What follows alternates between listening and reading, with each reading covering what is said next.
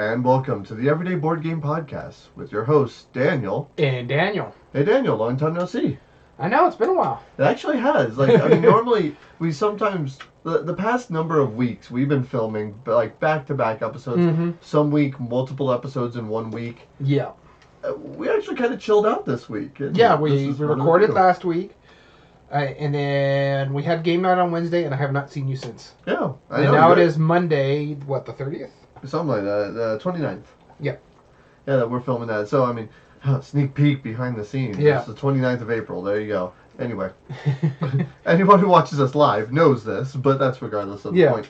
Yeah, today, so we're going to be filming a couple episodes today because we have a little bit of shenanigans that we got to talk about here in a minute. But we're later in this episode, we're going to get to the news here in a minute. We're going to get to an interview with Charlie Bink from Underdog Games. Yep. And yeah, just so viewers know and understand why it's going to be cutting, there's going to be an edit there because we filmed this last week. Yes, the interview was last week. Yeah, but we want to film the rest of the episode, so thus we are here today to film this episode. And to keep our cycle going, because later today, just pulling the curtain back again, we're going to be filming what is supposed to be next week's episode. Right. And so this way we have next week's episode, and then next week when we come in and record, we'll have the following week, and then hey, we could take a week off if we want to. Yeah, I figure we'll need that when we need it. It'll make sense, but we'll figure that out. And the thing is, it's kind of good that we're trying to film in advance because it'll give us a nice little bubble. Yeah. Because summer's coming up for you, so you're gonna probably take a trip with your family.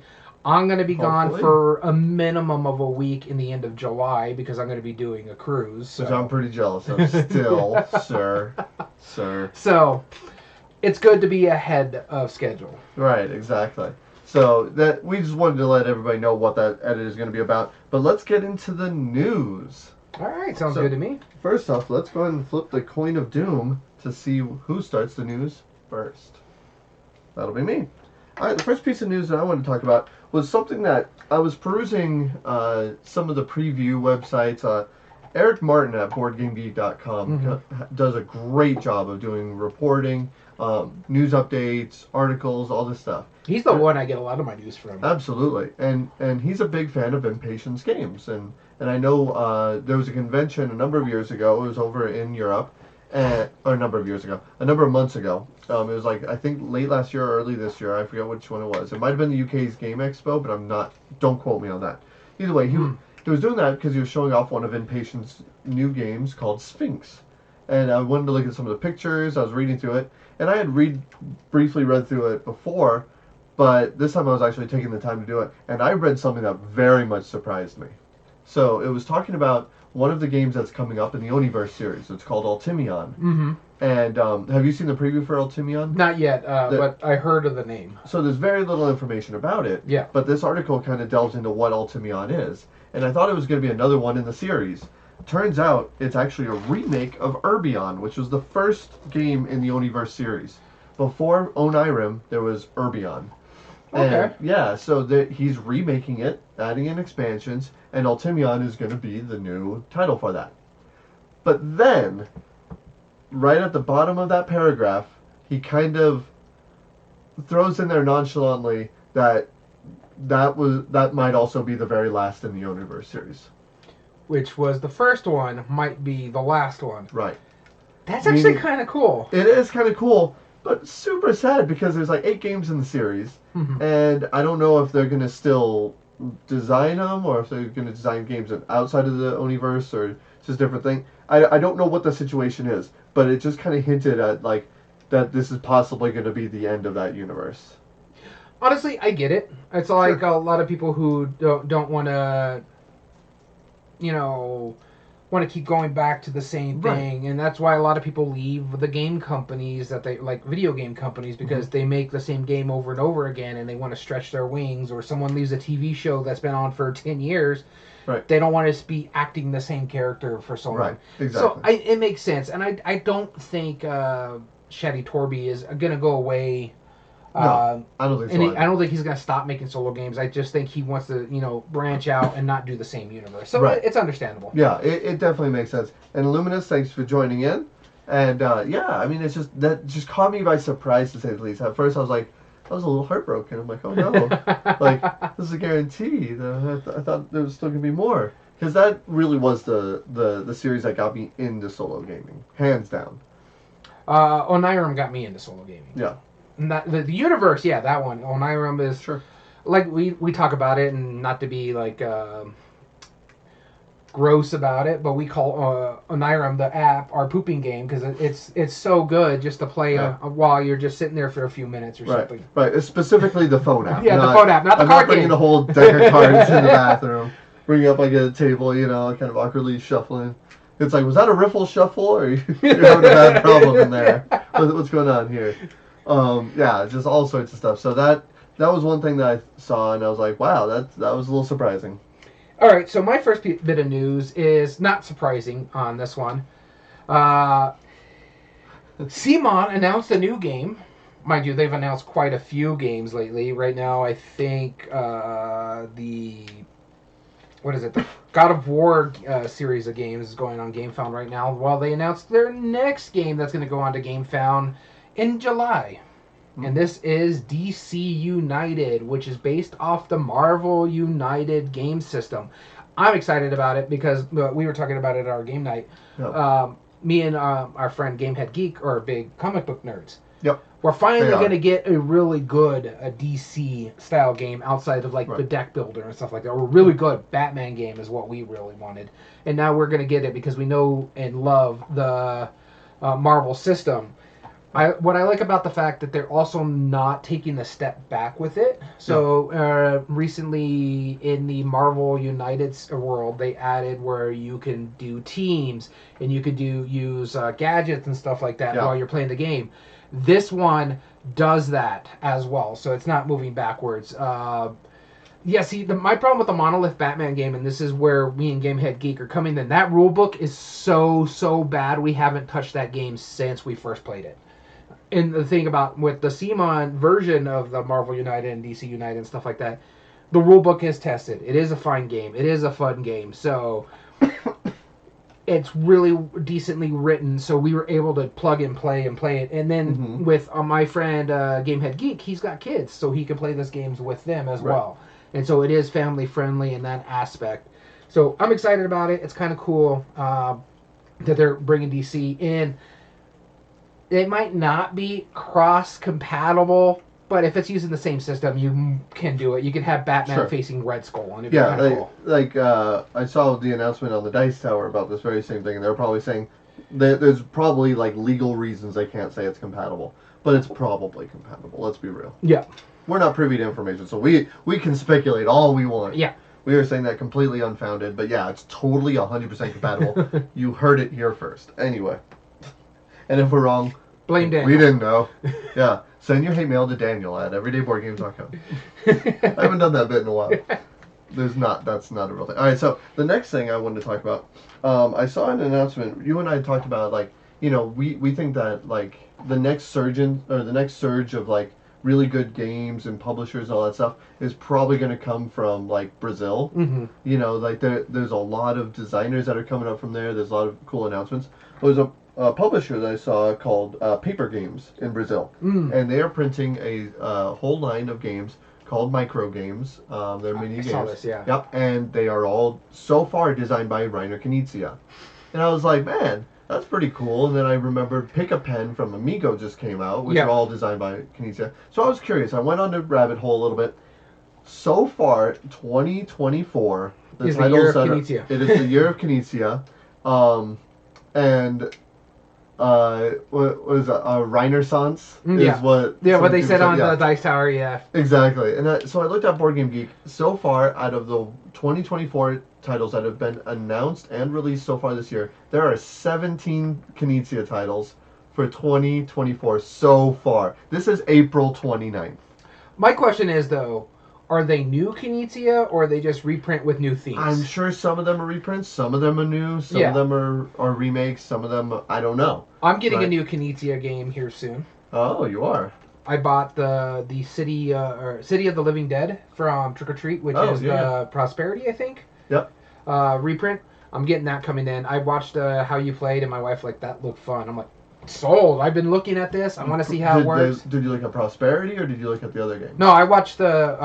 I think it's like the John Gets game video of how to play through it, and it is of the Trick or Treat Studio one, and I'm like, yeah, I'm gonna grab that. Interesting. I'll have to look into it because I have a game from Istari called Prosperity, and that might be the same one. No, it is. It's the City of the Living Dead. I think it's what it's called. Or City of the Dead. Okay. Is a reprint of the Istari game through Trick or Treat Studios. Interesting. Yeah. Okay. All right. I might have to check into that. But yeah, I mean, 17 titles. My goodness, right? All right, so my next piece of news is another game announcement, and I like the little difference with this one. You know I'm a Stonemaier fanboy. And he just announced his next game for next year, more than likely. It's not even out of blind playtesting yet, but he says it's going to be ready by quarter 1, quarter 2 of 2025. Yeah. But it's got me very interested because, one, it's a Stonemaier game. And two...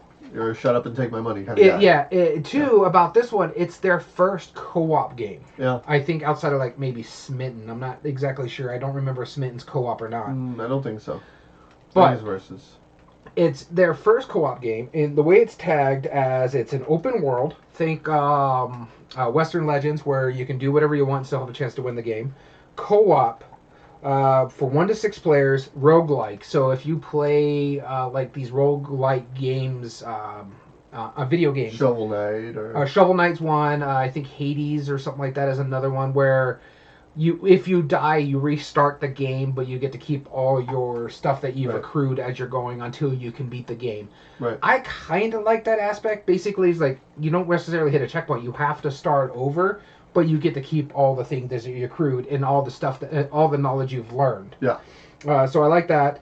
I also like the fact that it's not a campaign style and it's all self-contained. There's no expansions that are coming out with it right away. He may do expansions somewhere down the road. But, sure.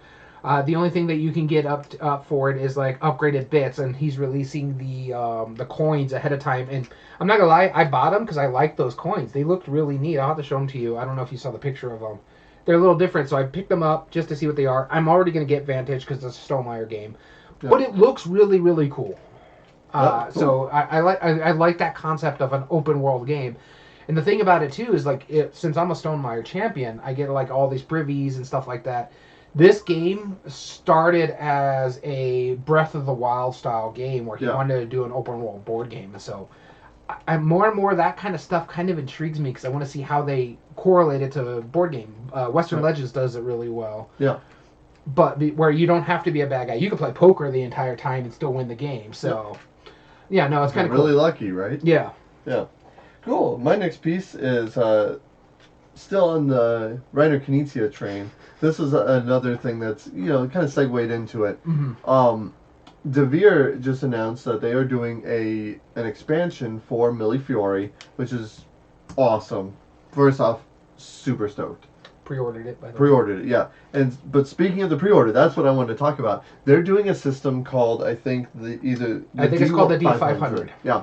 And so I guess what this used to be is that a company, GMT back in the day, they would print 500 copies only when 500 people have expressed interest. Mm-hmm. And so I guess Devere wanted to try this. They did the D500, which means that if 500 people pre-ordered it, then they would print it and send it to them, and they wouldn't print it until they had the minimum 500, which is why you pre-ordered it, and it hit that, I think, within a day or two. Oh, yeah. It's last I checked, it was well over 600 now. Yeah. Yeah, and I know I'm going to order a copy. I haven't yet. I'm in like 12 Kickstarters right now, but I'm exaggerating. But still, too many Kickstarters to justify that. Not just Kickstarters, GameFounds. Yeah, and GameFound. Oh, goodness. Yeah, that's coming out pretty soon. But yeah, so, I mean, I'm really excited for this. I want to get a copy of Millefiori, the expansion. It looks awesome, but what a cool idea. Like, I kind of dig that. What's it called? Masterworks? Masterworks, I think. Yeah, no. Millefiori has really jumped up to one of my favorite games of all time. I think a Knizia game might be in my top 10 favorite games. Right. Wow. Because I do love the mess out of that game. Yeah. I've played it quite a few times since we first tried it, so. Yeah. And we do not know what the expansion does, but I'm curious to see. I mean, I'm assuming it's adding another board and another couple of ways for it to I looked into it, but it's been a while since I've actually looked into it. So, yeah, exactly. More mini games, which I'm fine with. Exactly. I'm assuming probably a mini board, and I'm assuming more sets of cards. And that was your third piece of news, That's my right? guess. That was my third out of 4. All right, so my third piece of news is going to correlate with my fourth piece of news, so I'm going to get into this real quick, and I'm just going to jump into the fourth piece of news, too. Okay. So, you and me were talking about this, and did not know this was a thing. This is the American Tabletop Gaming Awards, or American Tabletop Awards, which apparently was founded in 2019, and it's supposed to be the American version of the Kinderspiel Awards. Now, we've discussed it, and we're not going to do any negative aspects of this, but we have a slight bit of an issue with there's the something board, about it that's a little the committee. interesting. Yeah. So, but we're not going to, again, we try not to be negative on here. Right. We're not going to get into it. I just thought it was kind of neat that they're trying to start up a Spiel des Jahres, Spiel des Jahres version of it. Yep. And so they have 4 different categories, and I'm going to pull it up on my phone because it's just going to make my life a lot easier. And while you're doing that, for those of you listeners who are not familiar with the Spiel des Jahres, that's something that we tote quite a bit. I'm a big fan of them, but it's the German board game or family game of the year. Yeah. And or it's specifically the game of the year, but it's more akin to families. And so with the Spiel des Jahres, they have 3 categories that they always do. Yep. They have the Spiel des Jahres, the Spiel, which is game of the year. Yep. They have the Kinderspiel, which is the complex game of the year. Yep. And then they have the Kinderspiel, which is the kids game of the year. Right. The American Tabletop Awards has 4 categories. They have the casual game, or the early gamers, which is roughly people younger than 8 or around that the younger audience, 8 and up, can play. Then they have the casual gamers, so this is for like people who are not big into the hobby game like you and me are, or that can play with their family members as well. They have the strategy, which is the next step, just slightly above so think of the Kinderspiel almost. Mm-hmm. But their 4th category, so you have your early games, which is the Kinder. You have your casual games, which is the Spiel des Jahres. Yep. Then you have the strategy game, which I equate to the Kinderspiel. Then they have the complex game, which is their next level games. Yeah. And so the reason why I wanted to pull this up is I wanted to take a look at the past winners on this one. Sure. And so you have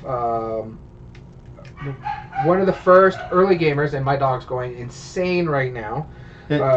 His dog is big fan. Big fan of this. Of 2019, that's when it started. The first one was Catch the Moon was the early game winner. The casual game was Quacks of Quedlinburg. Yep. The strategy game was Chronicles of Crime. And then finally, the complex game was Root.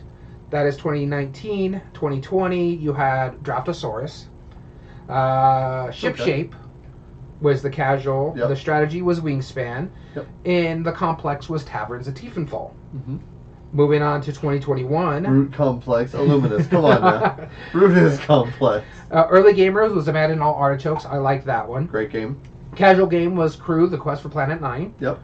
Strategy was Calico. I can see that. Yeah. And then the complex was Dominations. Haven't played. Road to Civilization. So I can't really say anything on that one. 2022 was Happy City. That was the early gamers. Great game. Cubitos was the casual gamers. Strategy game was Cascadia. I think those should have been swapped. Yep. Swapped. And then complex game was Lost Ruins of Arnak. Good choice. And then last year's award winners was Boop for early games. Yeah. Casual games was the Turing Machine.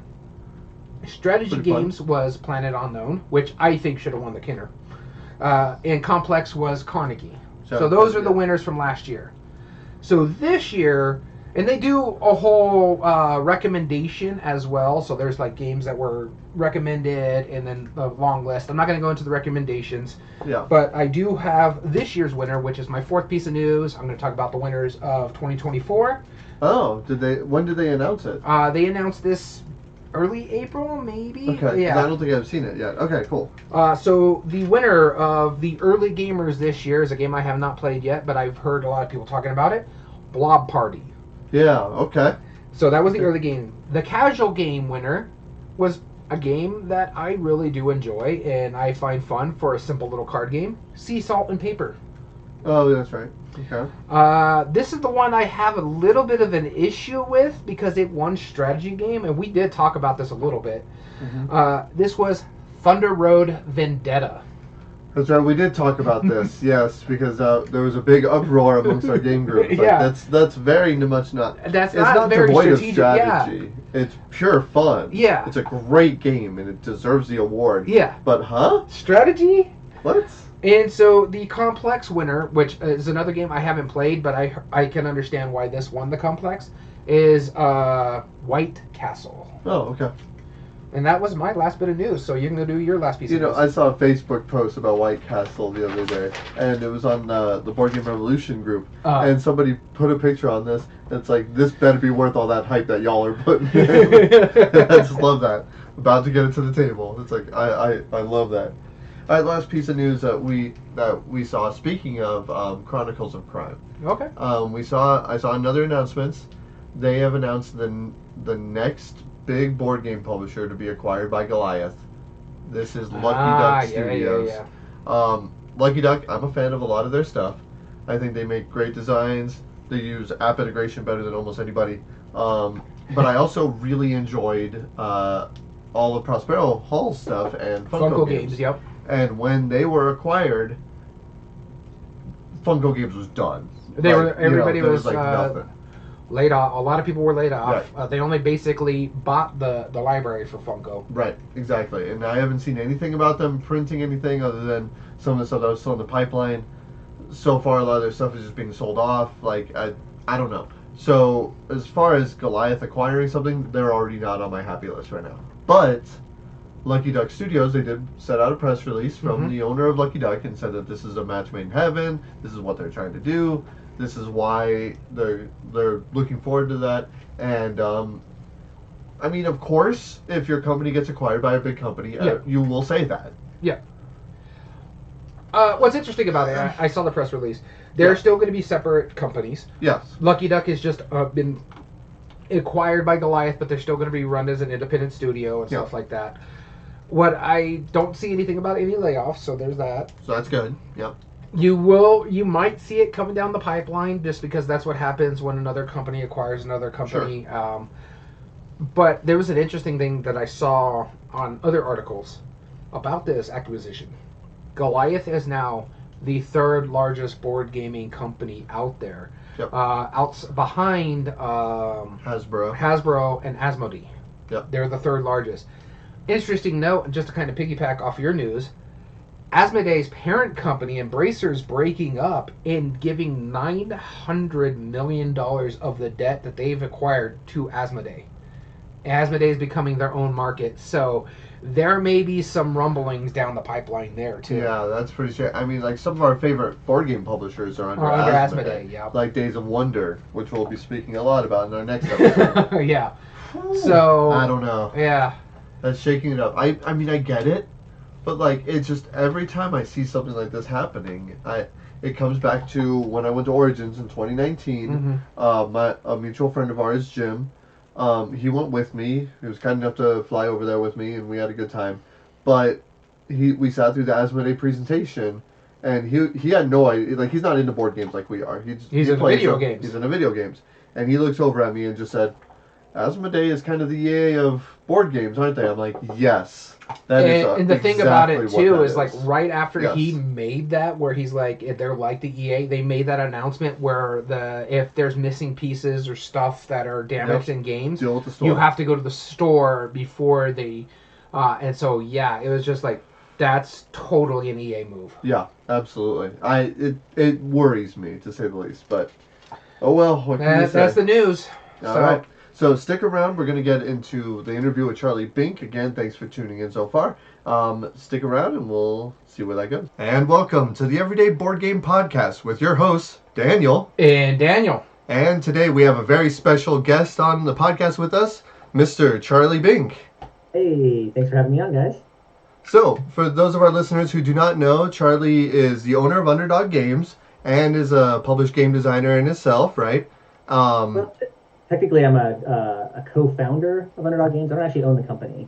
That's true. I can go into it if you want. It's a fun story. We will gladly have us go into that here in just a few moments. 'Cause, like, when we jump over to the Underdog stuff, yes, we would love to hear your thoughts on it. Absolutely. Absolutely, yeah. And we love picking, like, like you're very unique in the fact that you're not only on the publishing side and the design side. You know, we've had a lot of designers on the podcast, but not as many publishers or the combination of the two. The only few that come to my mind is Justin DeWitt of Fireside and Kurt Covert of Smirk and Dagger, and I'm sure there's a few others, but yeah, you're seeing it from both ends of the spectrum. Also, graphic side. Actually, before I got into any of this, my career before this was graphic design, art, illustration, and cool. games are just a hobby. And I'll tell you, it's sure easier to make games if you have those skill sets, because so much of it is prototyping and kind of thinking it through, like, what is this end result going to be on the table, you know? Yeah, so let's talk about that, like the background before we get into the actual games itself. Sure. Yeah, tell us about it. How did you get into the graphic design, as you said, then into game design, publishing from there? Yeah, I mean, so I went originally to college for a degree called Media Arts and Animation, which is kind of just a wide generality between, learning like the really important stuff like Photoshop, even some 3D softwares. This was back in like 2004. But, Illustrator, pretty much everything, and also some video softwares and whatnot, like After Effects and Premiere and things like that. And I was just really interested in animation. I didn't know exactly what I was going to do with it all when I was done, but I liked art, I liked drawing, I liked that kind of stuff. And so, yeah, I eventually, once I got out of college, I got a job in that industry in an art department in Arizona, and I was there for almost like 10 years. It was like my main job that I had. The game stuff was all hobby on the side. Like I had friends. I wasn't really much someone who played a lot of board games probably until maybe around that time, really, like around like 2004, 2005. And then I kind of found a group of friends, as so many of us did, that were like, hey, have you ever played Catan? Have you ever played Ticket to Ride? Have you ever played these games we've heard a million times by now? And yeah, and I got sucked in, as so many of us did. I loved it. And so I think for me, the reason why it was kind of a collision of worlds a little bit was like, when you go to school for like animation, it's like, wow, I want to make an animation. You see those credits running, and it takes like 100 people to make like an animated short or something like that. Right. Really hard to do something like that alone. Really hard. Like you can maybe illustrate on your own, that's great and all, but if you ever wanted to do a project, it's really hard to do it all on your own. But as I started getting into board games, I think I just had a moment, I couldn't pinpoint exactly when, where I was like, I could do this. I could do all of this. I don't need anyone else. If I could just get the designing side down, which I never claimed to be amazing at, but I've learned a lot over the years. If I could just do that, then I could have in my hands a product that I could sell. And that's kind of the very short form way of how I got to it. Because like I was trying sort of on the side outside of my regular day job to sell art prints and things like that. And it was very difficult just to sell art. But if you had a product, if you had a thing that you could sell, a physical object like a game, right, artfully made, a much easier thing to sell and monetize and make a living off of potentially. That's awesome. Yeah. Now, do you think like, and this is, I guess, more of a conceptual question. Do you think like Sure. There's a lot that go on with like graphic design and art and game design? Like, do you feel like they're one in one, or? I think people underestimate in board game design how important graphic design is. More importantly, how much UX, user interface design is. I did a lot of that at my old job as well, just like like on the computer for like software and things like that. I mean, so much of it is how the interface on the table speaks to you and how obvious things are. We would talk about like the best games are the one where you look at the game, you haven't even read the rules, no one's told you, and you go, I bet that's how that game works. I bet I do this and then that, and then that's what the game is. If a game can do that just by looking at it, then that's the best type of game because it explains itself. It's so accessible to everyone.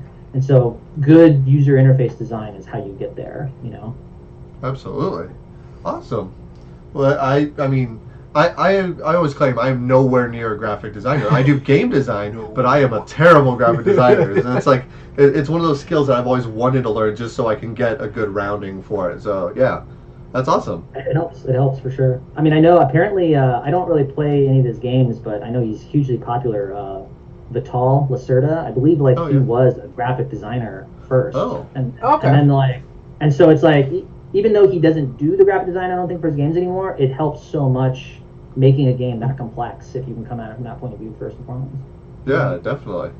And from what we understand, I've only played one Lacerda, and I hear that it's like a really, really light version of his games. Never played a Lacerda myself. So. Yeah, I don't have quite the guts to try too many of them, but I don't either. I'm sure they're fine, but that's usually a little too heavy for my tastes. Yeah.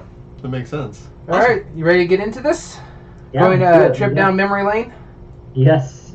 All right, so we're going to start with 2011. We have an expansion for Railways of the World. Our viewers on the screen can see that up here, the Board Game Geek page. This is Railways Through Time. What can you tell us about it? Yeah, so the story behind that, I feel like a lot of the more interesting stories are going to be these earlier ones, and then it gets kind of boring later. There was a game called Railways of the World. Have you guys ever played that by chance? I've not played it, no. Originally, it was called Railroad Tycoon because I guess Eagle Games had the license for the old computer game. Okay. And so, but then they lost that license, and it's like, okay, well, we got to retitle it, so it's Railways of the World, right? So, Railways of the World. Early on, I told you about, like, I had a game group. I started getting into games. We played all the classics. But then as things started to creep up and we, sort of got outside of the comfort zone of the mass market hits, one of my friends brought Railways of the World, Railroad Tycoon. And we fell in love with it. There's always that one game where, like, your group just plays for, like, years straight. And back then, we don't really play it anymore, but back then we were addicted. We absolutely loved it. It was our absolute favorite game.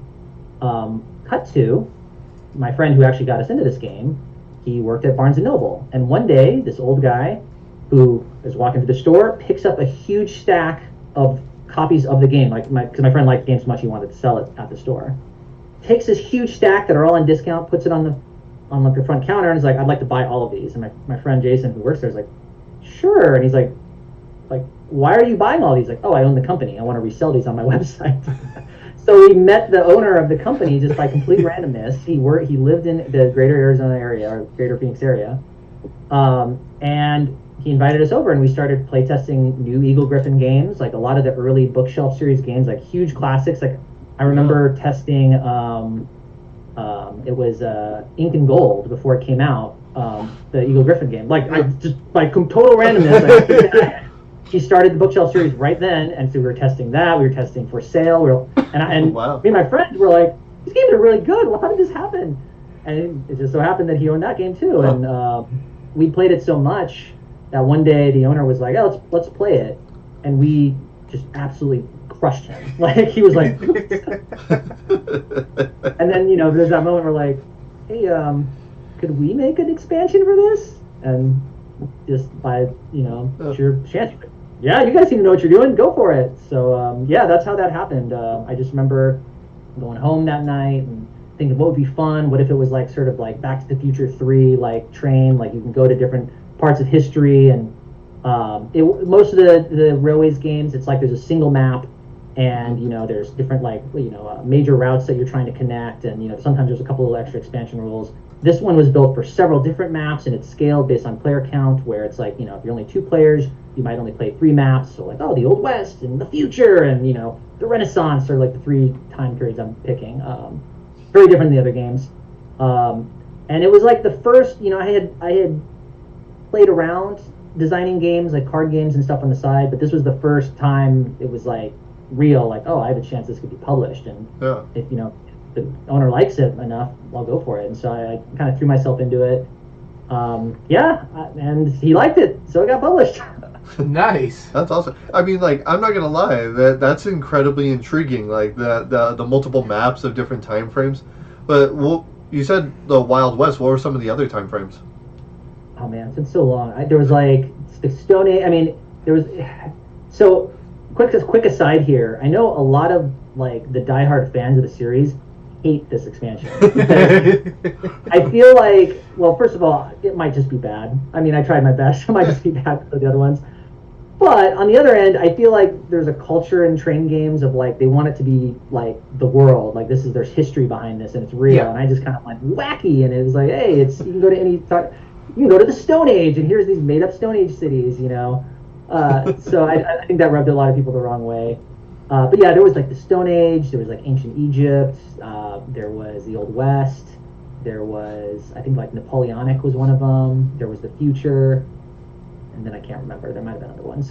But, yeah, and so just individual maps for each one of them, and it just scales based on player count. That part I did like. I thought it scaled pretty well based on player count, but might have been a little bit too fiddly otherwise for people that enjoyed it. Yeah. See, I mean, I'm not gonna lie. I haven't played Railways of the World, but this expansion, that concept, the wackiness, is what's intriguing me. Yeah, exactly. Like more than the game itself. Like Railways of the World, I've had opportunities to play, and I'm like, I don't know. But if you throw Stone Age, I wonder if Railways might be a little dated now. Like, I still think it's great, but it's kind of biased from my point of view because I've always liked it. Sure. Yeah. There might be a better Railway game now, but I would suggest it if you ever had a chance. Absolutely. All right, so the next game we have on our list is the first one that I am very familiar with, and this one is called Trekking Through the National Parks. Yep, Trekking the National Parks. Yeah. Yep. Oh, sorry, Trekking the National Parks. My bad. Totally fine. Yeah, so this was probably so the story behind this one is, I had been, like I said, I'd done this other game for Eagle Griffin. I didn't mention this, but most of the work I did for Eagle Griffin at the time was graphic design. I would just do random graphic design stuff, whether it's card layouts or art or whatever I needed to do. I would just work from that capacity. On the side, I was also trying to design my own stuff. Nothing you're going to find on BGG, just prototypes. And I had a hacky sack game, I had a zombie game, I had just random stuff. And then it was, around 2011-ish. This is where time gets a little mixed up for me. 2011, 2012. So my parents, for several years, had been retired, and their sort of life goal at that point, now that they're retired, was to visit all the national parks in the United States.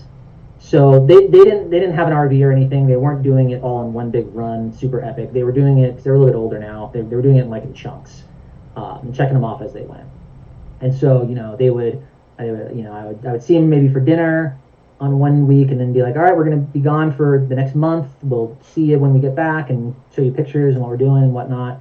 And eventually they'd come back, we'd meet up, they'd show me all the pictures and whatnot. And then usually we would sit down and we'd play a game as well, because I got them, as us gamers tend to do. We evangelize games and get other people in the game. And the surprise, the one that my parents liked the most was Ticket to Ride. They loved it. Sure. Yep. So while they were on this trip, sort of in the middle of visiting all of the parks, one time they came back, and my dad's like, hey, what if you made a game that was kind of like Ticket to Ride, except it was about the national parks? And I remember just being like, I don't know, that might be good, or it might be lame, I don't know. But you seem to be really excited about it, so I'm going to make it for you guys. I'm just going to make this game for the two of you.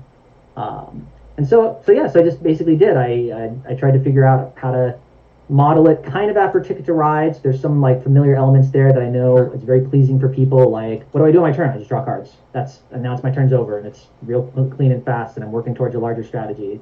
But also different enough. This isn't a route building game as much as it's more of like a point-to-point movement, resource management kind of a thing. At the time, I was really focused on, whereas before I was very much trying to make games that were like, this is interesting to me. And then, if I dared to show it to my parents, they're usually like, haha, cool. No thanks. We don't care about zombies or this complex, resource system or anything like that. But I was trying to make something that would speak to them. And they really liked it. And I, of course, started liking it more and more as we were playtesting it and whatnot. And so, as with so many game people, I was just like, I want to do it. I want to do a Kickstarter, for this game. Let's make it.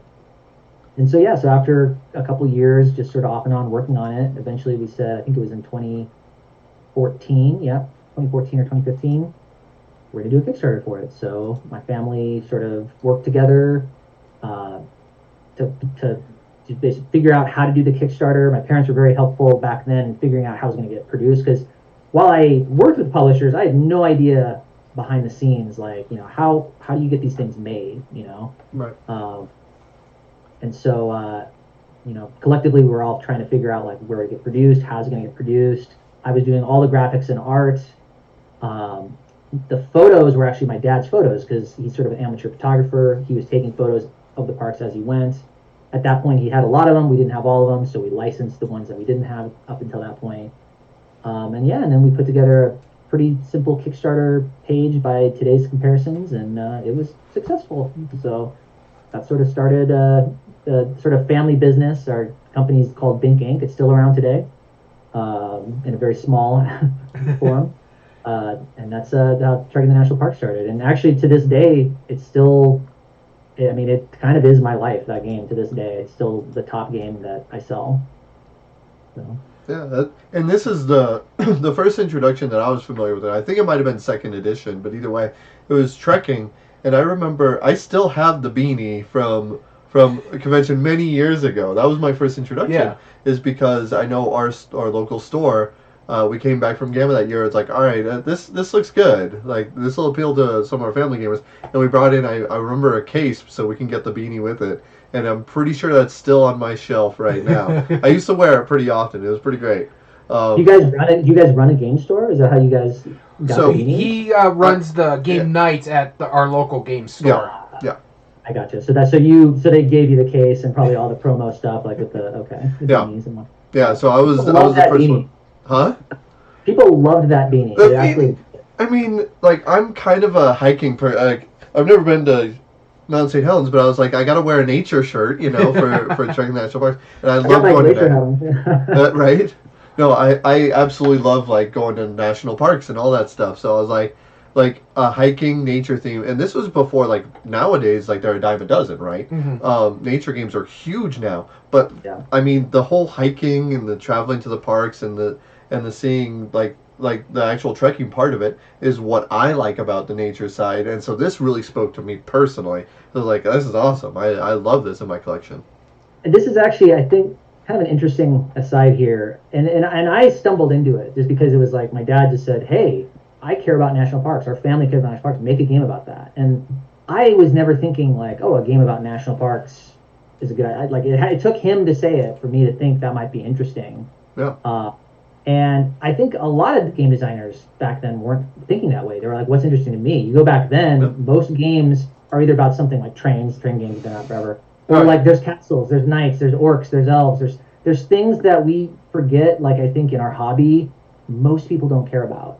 And so part of the reason why you're seeing this slew of nature games is I think like a microcosm of that is trekking. Like its success, I think, surprised a lot of people. In the same way, I think a good example would be like Wingspan. Yeah. Right. Stegmeyer did not know how well that would do. Even he was not sure. And when it happened, he was like, oh, people really like nature and birds. Yeah. That's why you see so many games like that now. Yeah, I saw someone posted this on one of the Facebook pages that I'm on, that they said trekking the national parks walk so Wingspan can run.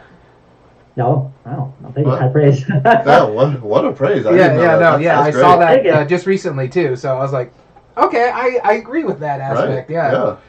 Yeah, I mean, we were kind of.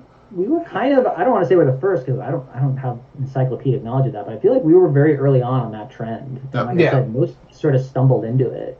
So it's gone a long way. Well, I remember very distinctly, like when I would go to at that phase, like when trekking came out, I was really big into going to different national parks, and I always go to the gift shop, of course, and I always like, I wonder if they have any good games, and they were all trash normally. Like, I mean, no offense to like what they are, but they were made as a mass market thing. It's like, oh yeah, let's just give you trivia and like random and there was less of a game about it. Yeah. And I was like, man, if these two worlds collide, and then that's why I was like, yeah, okay, I can get on board with this. And I was already a fan of Ticket to Ride a lot, so I mean that also helped, right? Yeah, so I did want to feel left out. I'm wearing my Naturals hat, Northwest Arkansas. Oh, okay. The Naturals. The Naturals, that's the AA team in like Hot Springs, Arkansas. Oh, okay. Yeah. Hot Springs National Park. Right. All right. Let's jump to the next game then. Now you told us that this was never released, and there's only 2 ratings for it on Board Game Geek, and there's no cover. But there's no reason we can't ask you about it. What is Build a Beast? Build a Beast. Okay, so it kind of weirdly ties into trekking in the sense that I made trekking in national parks, and people really liked it. Like even when I was just showing off prototypes and things like that, it got a really good response, and it really energized me about game design. I've always liked like deck builders. I've always liked collectible card games and things like that, and so I got really inspired to make a deck builder. So I created this game. I remember me and my girlfriend at the time worked on it a bunch, and it was this game called Build a Beast, where it basically works like a deck builder where you never have a hand. It's like you're solely just building a deck. You have like basically in front of you there's like the head of this, imagine this long serpent, and there's like a head of it, and then when it's your turn, or you can also play it simultaneously. It's been a while since I've worked on it or done anything with it, but you play it simultaneously or play one person at a time. But basically all you're doing is you're flipping cards, and most of those cards are bodied, and so imagine like the serpent is growing, and then like this part of the body on the card is sort of like a scaly classic dragon. Now it's like a crystalline sort of like scorpion, and then this part of the body might be like made of tar or whatever. And then eventually you're going to flip a card that's a tail, and the tail ends the beast.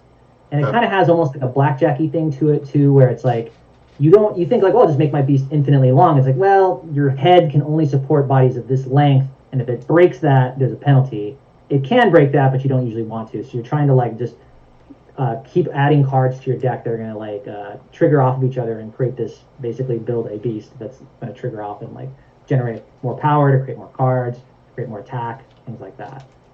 It was very much a like, this is stuff I'm super into. Like, yeah, national parks are awesome. I love that too. But I really think this would be fun. And I very quickly realized people aren't as passionate about that. people sometimes the things that you're interested in don't have as much mass market appeal. So it was one of those children that I just sort of I think I'm just going to sit this on the shelf because I'm not really sure if it's worth the effort and the amount of money it would take to do all the art and the time to do the art too, because I was doing mostly it myself.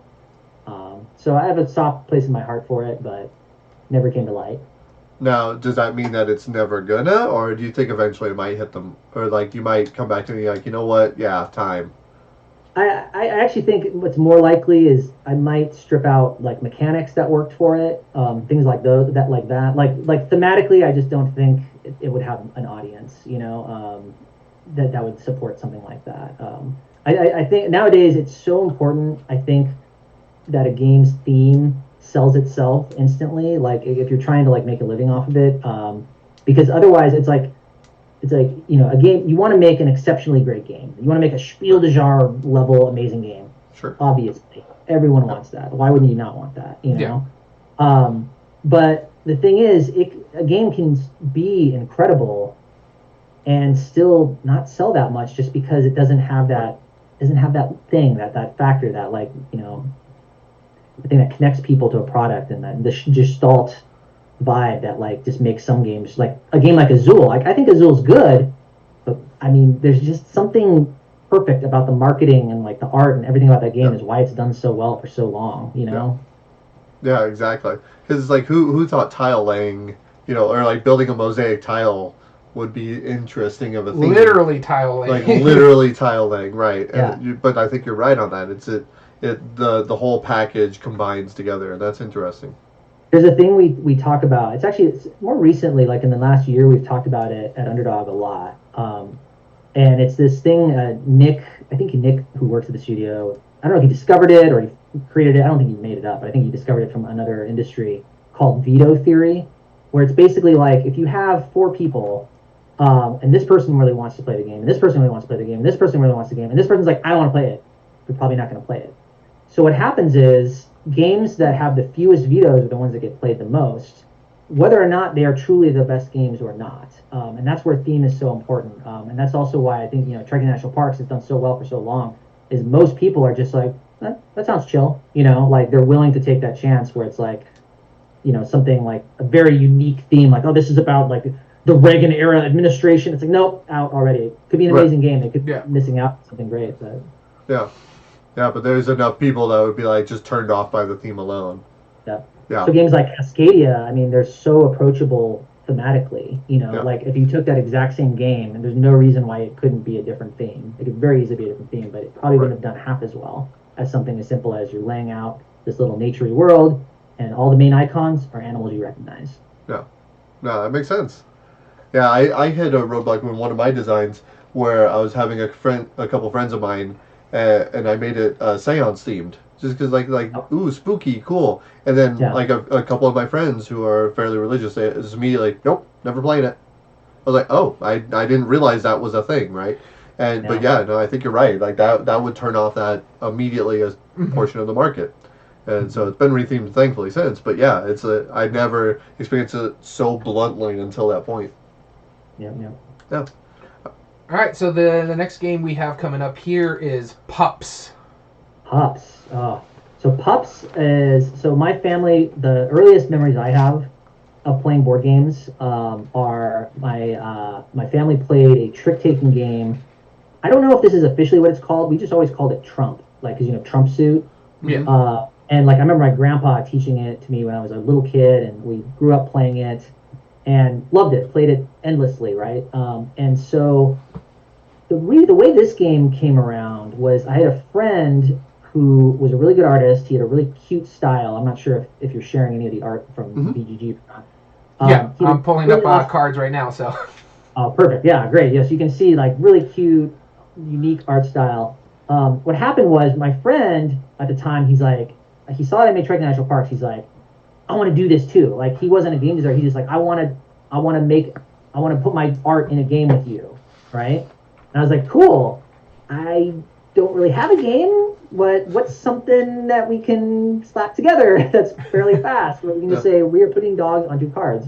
And because I had recently taught him how to play Trump, it was like, let's do a trick-taking game. And so that's basically how Pups came along. I wish I could say it was a more exciting story about like, this is how the theme unfolded, but it really wasn't. It was just like, what are some new ideas we could experiment with in trick-taking? And there's a couple things in there that I still really like. I was really proud of like how the bidding cards work, and I don't know if you guys have never played it. It's a pretty traditional trick-taking game. It lasts over the course of several rounds, I think like 7 rounds. And on your card, there's like these stacks of bids, like how many tricks you think you're going to win. And when you take one, you can flip it to either an at least side or an exactly side. And at least saying is like, I think I'm going to get at least this many tricks. And it's a very safe bet because all you have to do is get at least that, and if it's over, whatever, you're safe. Obviously, exact is double the points of that, but it's got to be exact. So it's actually very like where one of the problems of trick-taking games is they're very overwhelming for new people because bidding is science. But it's unfortunate because trick-taking is so fun once you learn it, Yeah. So I was really proud of that system, and what's I liked even more about it was, let's say you missed your bid. So what happens is you like flip that bid card to like the like negative side because it's worth negative points if you mess it up. Well, on a future turn, if you were going to like bid 2 again, you would not reach and grab a 2 bid card again. You would reach into your pile for when you missed, and you would rebid that card. So in a sense, you can flip a ton of points like immediately. So comebacks were like kind of a magic trick for people. So I was really happy with that, and I haven't really seen any other game do that since. So that might be something I come back. The other thing that's weird about Pups is, I did it, I made it. It had a theme that this was like my first realization too. Like I said, Build a Beast was happening. I was realizing like, man, this doesn't speak to a lot of people. Dogs speak to everyone, and so immediately people were very happy with the dog theme. But even then the bigger problem was the fact that like trick-taking is a harder thing to teach to new people. So even though I don't think this is a super advanced trick-taking game by like, I'd say like a hobby gamer standard. Yeah. Any trick-taking game for the average non-game player is actually pretty scary. Yeah. So it was a tough game to sell even then, and I've officially have sold out. People constantly ask me, since there's been like this renaissance in like trick-taking games now. They're always like trying to like fill in like holes in their collection. They all want Pups. I have no copies. I might remake it one day, but I've been getting tons and tons of requests to bring that game back. So who knows? Maybe one day. I mean, we're always down to get a copy ourselves. We love trick-taking games. So. Yeah, we're huge at trick-taking on this level, and that is one of the most punishing thing of all trick-taking is when you, especially in the bidding ones. The bidding ones, yes. When you aim for it. I remember there was one bidding game that I played with a friend of ours, or a friend of mine, and like I think I ended with 1 point, like throughout the entirety of the game, just because I was off by 1 on it. Actually, no, I chose to get 0 points, even though I could have gotten the 1. Like, because I'm like, I'm gonna lose on my terms now, because the past 2 rounds I was only off by a single trick and I just couldn't bid right. And it's that's a hard punishing, but that's a really great way to do it. Is you could take the safe way. That's cool. I like that one. Yeah. I like bidding trick-taking games, but I also don't like it to punish other players. One of my favorite ones that do it well is Cat in the Box. That if you get your bid, you can get bonus bonus. points. Yeah. Other than that, so I like this one is like You can punish yourself by thinking you're going to do this exactly well, and that helps the people who play a lot of trick-taking games. Right. But people who are not used to trick-taking games, yeah, I'm going to go 1, and I can still get some points. Yeah. Yeah.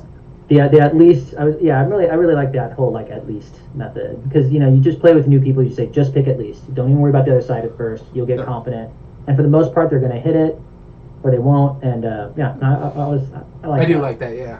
Yeah, that's exciting. Cool. All right, the next one we have coming up. So we have National Parks Trivia from 2019. So yeah. First, let me. I think the one that would technically be in between there a little bit is Trek the National Park Second Edition. Yep. So what I'll do here is they'll sort of follow the timeline here. Around 2017, Trek the National Parks, the first edition. My family had been selling it for a while. I was sort of like scratching a living just selling that game. I was selling it online, but also I was selling it at like conventions and I did a lot of like art market shows and things where it's like a very unique product to show off at those things, and it was an exhausting life experience. Sure. We were like running out of our first edition of like all the copies we had, and there was this big question in our family like, are we gonna reprint this? Are we gonna just keep going? And we did not know. Very serendipitously, I met this guy named Hassan Hasmani, who was an Amazon seller, and his specialty specifically was board games. He sold board games on Amazon. He had reached a point in his career, and he was very successful at it too. He reached a point in his career though where he wasn't happy just being like a reseller. He wanted to kind of be more in the industry. And at first, he thought it was going to be, you know what, I'll work with these companies to help them sell on Amazon, because he was amazed at how little knowledge individual like small board game companies had about selling their own products on Amazon. It was just a different language to them. They didn't get it. And he was like, man, you guys could be making so much more money if you just did it yourself. But he wasn't having a lot of success being a consultant in that way. So he said, well, okay, instead, maybe the best way to to show that this works is to literally have a game company. He's like, but I need a game. He loves the national parks. He loved hiking. By a complete randomness, he stumbled upon Trek the National Parks. He's like, I need to talk to this guy. We met, and we just, over a conversation, said, let's start a game company. Let's just do it. So that's why I say like I was kind of a co-founder in that sense. Is okay. He started the company, he bankrolled it, and he took me on as the first employee. Now, originally, Trek the National Parks wasn't going to have anything to do with this. It was just, we're going to start and we're going to make a game. We're going to start making games and publishing games, etc. But I kind of mentioned to him, I had to be like, one thing I don't think you understand, Hassan, is how hard it is to make a hit product. Even if you make a good game, making a hit product is tough. Yeah. So I got this game called Trek the National Parks. Like, you already said you liked it. What if we just publish this game? My family's already not certain about selling it ourselves. So Underdog has since licensed Trek the National Parks. Our very first game that through Underdog we published was Trek the National Parks 2nd Edition. Okay. That's how it kind of all started. After the initial, and we had early success with that. The trivia game that you mentioned, the story behind that was basically we were like what are products that we know people would buy along with Trek the National Parks that would have value? And one of the most common questions I always got from people when I was at a show or showing off Trek the National Parks, a regular board game, is they would look at it and go, oh, this is cool, and they pick up a card, they go, are there questions? Are there questions? There's like this expectation for a whole part of community of it's going to be trivia. And a lot of the, not all the time, actually, luckily, very little of the time, if I said, no, this is more of just like a classic board game, like strategy game, they'd go, oh, immediately. But that also let me know, well, there is a segment that is what they want. So let's make it a game. So it's kind of, I would say, Wits and Wagers inspired. It's like a super simplified version of that, and it kind of has to be because once again, people say they want trivia, but then immediately you ask them the most basic questions about national parks, they don't know anything. So it has to be the kind of thing where it's you need to immediately bring them in so they're learning while using deductive logic to answer questions. So that's how Oh yeah, have you played this yet, Daniel? No, I have not. I believe I still own my copy, and I got this, and it's Wits and Wagers with National Park trivia. And I'm it's not brilliant. allowed to play trivia games after the last time I beat my wife so bad in a trivia game. He's a history buff, so yeah. we'll get more into that later. But yeah, I was a history major in No. college before I moved over into the medical field, so yeah, he was not a fan.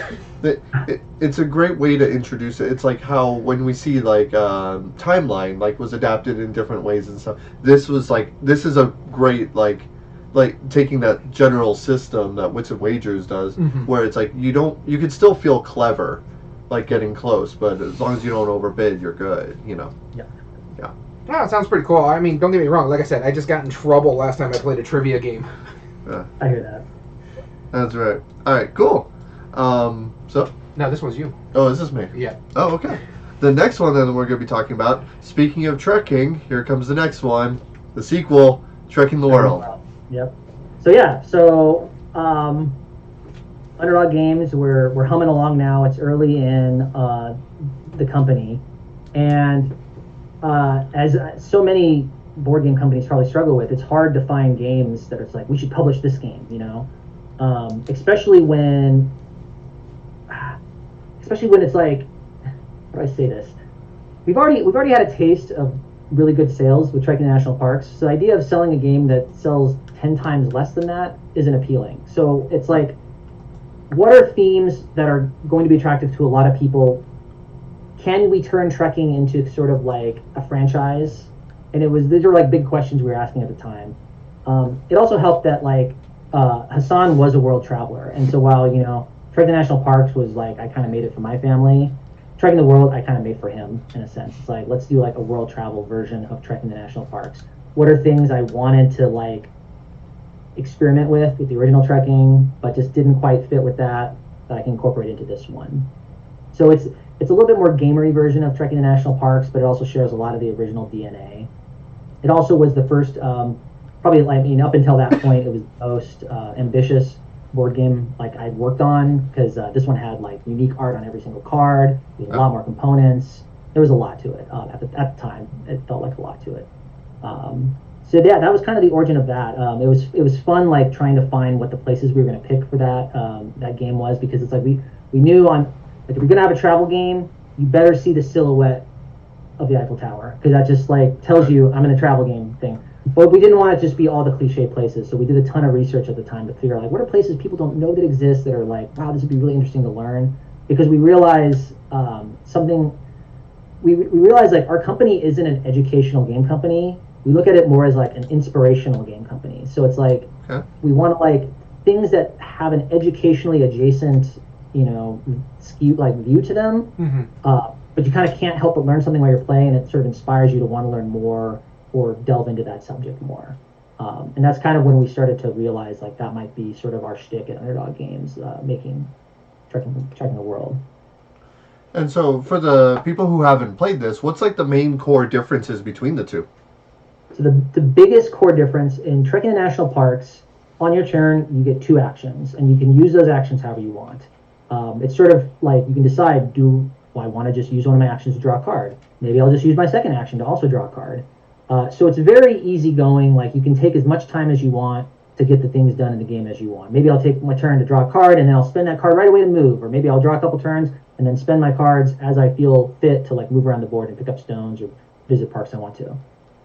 One of the things that does though is it creates less tension in like your decision making and what you need to do. So I always thought, like, wouldn't it be interesting, and this is even before Trekking the World, would it be interesting if you had to move every turn? Because if you had to move every turn, then you'd have to have a plan and execute it intelligently in order to like hit the tours, be at exactly the location you want to be, and have the cards you need to like claim that location at the right time. And so that I would say is the biggest difference, is just the turn structure changed to be basically, in some ways, you have less freedom in your turn structure in Trekking the World, but it also makes playing it a little trickier. So I would say more gamery in that sense. That's like the big difference between the two. There's some smaller differences, like how like the cubes / stones, if it was Trekking National Parks, work. Right. But I think that core structure is like the core turn structure is what the main difference is. How's the feedback been on that? Like, do players are there more receptive to like being forced to turn Or Some forced to move? people hate it with a passion. Some people absolutely hate it. Some people like it, but I would say like more people don't like it compared to the original trekking national parks. They like the just freedom, the laid backness of trekking the national parks. Which, like I said, it makes sense. Like the original game I made for my parents, so it was sort of it was tested by non-gamers who are very picky about what they want to spend their time doing playing a game. And so while it might not always be what like a gamer would prefer, like a crunchier experience, it's a little more like approachable for that reason. Awesome. Awesome. All right, moving on to the next game on our list, and I will first off admit this is my personal favorite game here, and this is Trekking Through History. Nice. Yes. Yeah, so Trekking Through History. So that one was, the origins of that game are kind of interesting. We had, after we did a Kickstarter for Trekking the World, and so of course you do a Kickstarter, those people become your, your customers, you start collecting their emails, etc., and you start polling them to get advice and, like ideas. And so we had asked our Trekking the World Kickstarter people, basically like if there was going to be another trekking game, what should it be? And we even gave them like pre-designed answers of like, what if it was like this, what if like this? And I don't even think this was one of ours. I think it was just submitted by people. Was the top one was Trekking Through History, and I just remember being like, what? Like what's at the time? Because like what trekking meant to me is like here's a map and you're moving across it. So anything trekking ever was going to be localized of some sort. Like the world was about as big as it was ever going to be. Right. And then if anything beyond that, it was like, oh, trekking specifically Yellowstone National Park or trekking Spain or something like that. That always would have made sense. So the fact that there was so like an overwhelming amount of people like trekking through history, we kind of just internally at the company would go like, let's see what that looks like. To me, immediately I was like, it can't be a map. That makes no sense. Which is like, how do you make this game? And so, so then I guess it went through just a bunch of like trial and error of trying different things of like, what could it be? I'm trying to think like, there were so many like early prototypes that were vastly different. And of course, we took inspiration from games like Timeline and whatnot. But the game, I remember sitting and playing with my wife where I think like the light bulb kind of went on. Have you guys ever played the classic game Racco? Yes. I have not, no. Racco, okay. Racco, Trekking Through History was inspired by Racco because we were just playing Racco once, and I was like, oh, the core theme of Racco is you're trying to get things in order. Oh. Now, granted, that's not the core of Trekking Through History, but I remember realizing like, oh, yeah, this is great. Like you want to go in order through history. I mean, Timeline, I guess the game's kind of like that too, and you want to visit these spots. And so that like was the initial thrust of what kind of excited the game. And then I thought like, well, from there, like what system sort of supports, I'm going to be collecting these cards. I have to keep these cards forever because they're the places I visited. What system supports that? And then I think I played a game like Takedo or something like that and thought, oh, a time track makes sense for a game about traveling through time. And it just sort of slowly evolved as, most games do from there. It's like eventually it was like, oh, what if it was a clock? A clock, people immediately reacted to that. Like they immediately like, yes, this makes sense for a game about time travel that it would be on a clock, which is weird because kind of bending the rules of what clocks are in time travel. but so often like I have this theory like about like why some games do, it's kind of connected to what we talked about earlier. Like you want to make a game where like people have decided they like it before they've even played it. And a lot of that is on the graphic design side. A lot of that is like thematics or like how the game is explained. And so like Trekking Through History, I think is one of those games where if you just see it on the table and you go, this is Trekking Through History, you make a bunch of assumptions. You see cards that have different, places through history. You see that the game mat is literally like all these portals that you're walking through. You see like, you have like a little dial that is going to go around a clock. You immediately go, even if you don't know exactly how it works, you go, I get it. Yep. I'm a time traveler. I'm visiting these places. I like it. Haven't even played it yet, and it goes a long way. Yeah. That was me sort of spitting a bunch of random stuff. Sorry. Oh no, that's fine. No, I like the fact that that you guys put like the historical blurbs on the back of the cards on this one, to the point where my wife actually called me a nerd when we were playing this game, because she's like, "Oh, this and that," and I'm like, "Wait, okay. Just while playing this game?" not for the first time, but during this game, because she's like, she got a card, and I can't remember which one it is, and I told her like the time frame that it should have been in, and she's like, God, you're such a nerd. I know. I had a similar, like, I'm going to share a similar story on this. It's like, I remember I made a huge leap and I jumped forward, but probably like 4 or 5 hours. And I knew I was going to wait for a little while. So I was just sitting there, like, all right, actually, I'm wondering what this is. And then I realized, like, darn it, you made me learn. How dare you? You tricked me. I didn't play this to learn. How dare you expand my knowledge? That game does that very well. That, like, really your turn, you're going to take the card, you're going to flip them. You kind of can't help but read and learn about those different places while you're playing, even though it's not required. So. Right. It's not required, but it's such a smart idea. Yeah, no, I really do enjoy that.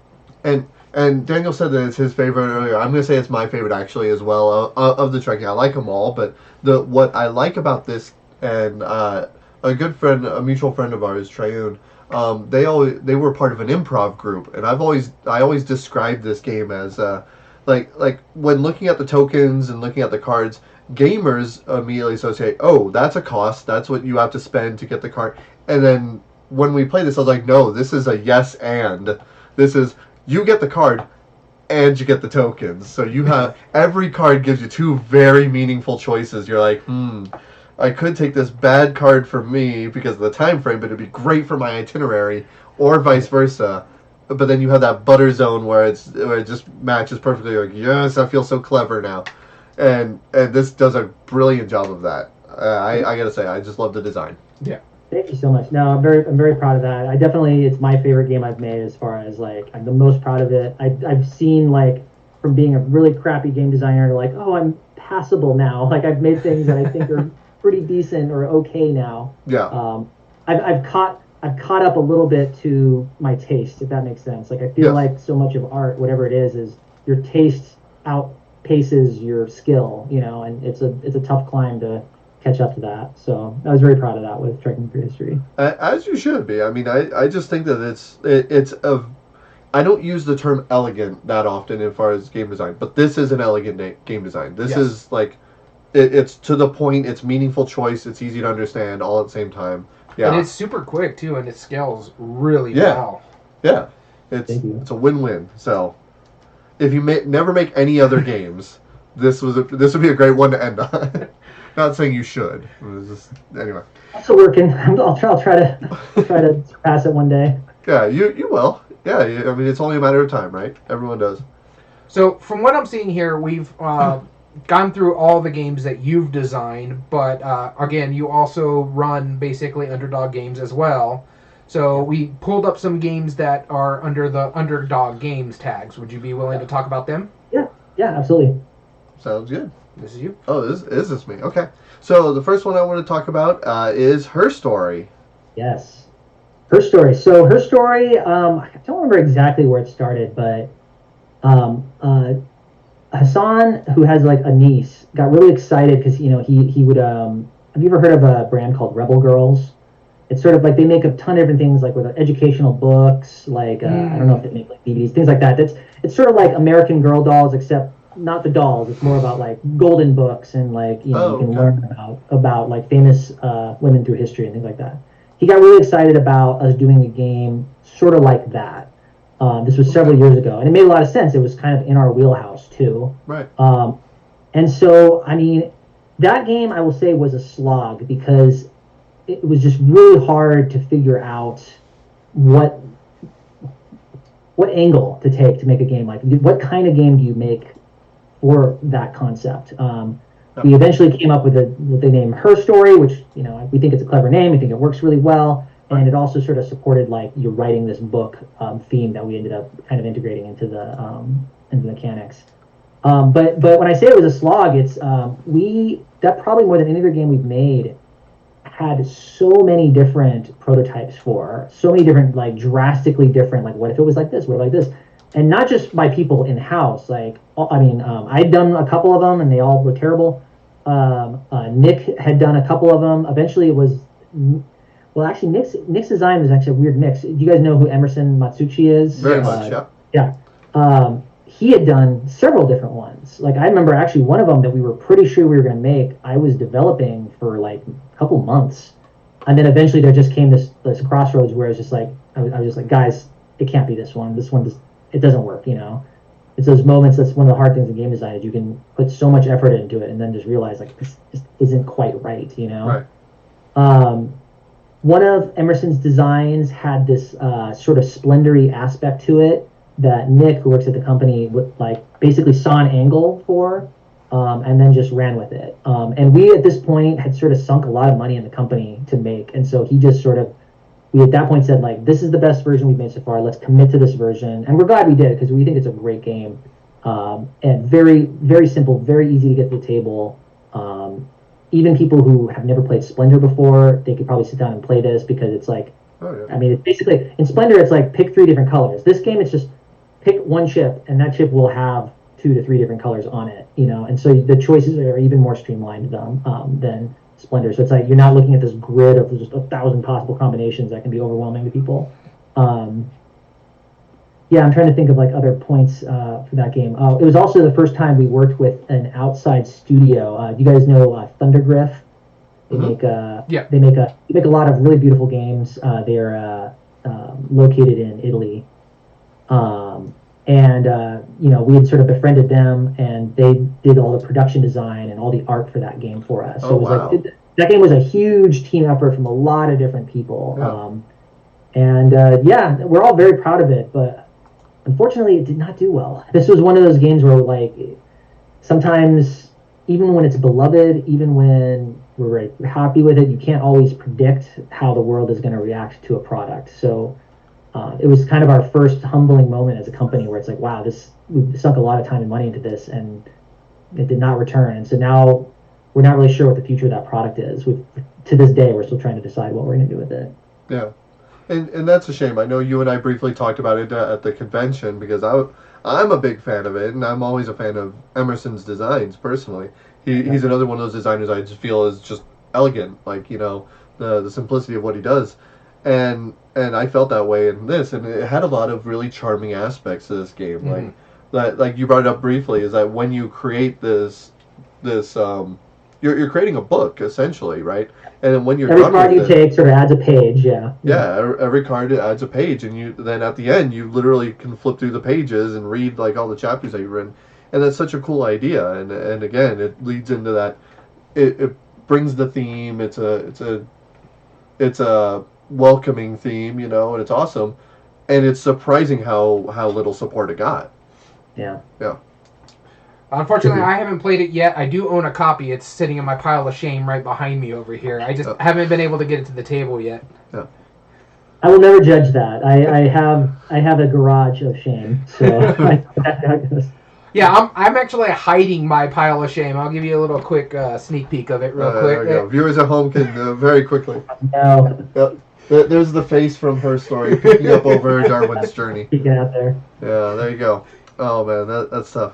And I believe it's yours now? Yep. And then I believe this might be... No, we have a couple more. This is the National Geographic Secret Clue Animals. Yes. So I'm sure you probably talked to Danielle about this. Yes. Sure did. Yep. Yeah. So Hassan was able to form a licensing deal with Nat Geo. This was another very new thing for our company. Where we were going to make kids games, and these games specifically, they weren't going to be for our regular customers. We knew this was going to be more for the type of shopper that buys educational products for their younger kids, not necessarily for their whole family. As a quick aside, like, we are first and foremost like an Amazon company. Like, we sell our games, like 95% of our sales come from Amazon, because that's Hassan's specialty, and he understood. Yeah. And that just comes with a very different, the way you connect with customers is very different than the regular, like, retail model. Yeah, distribution channels to the store, to the players, yeah.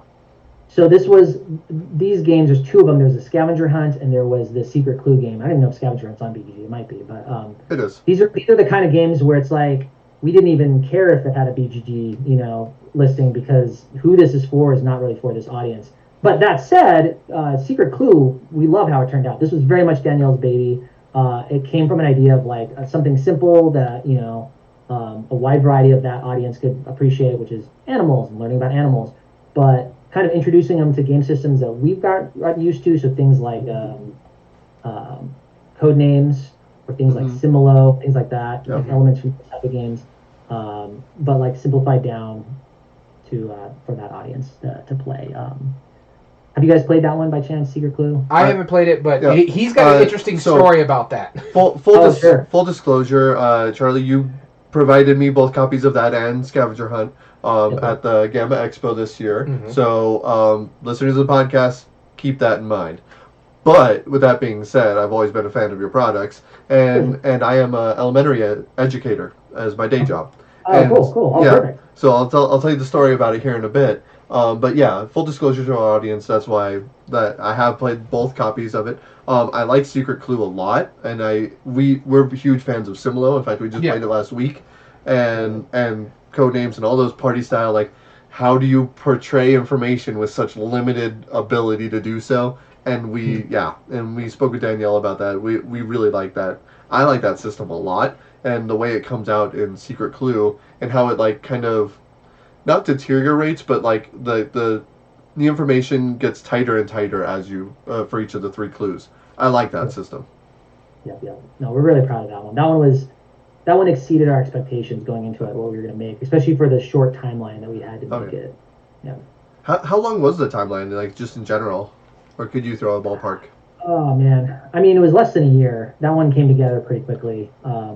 I have a terrible memory for like when things started and when things ended. Yeah. I live in the moment, so I don't know, but it was a pretty short timeline. Right.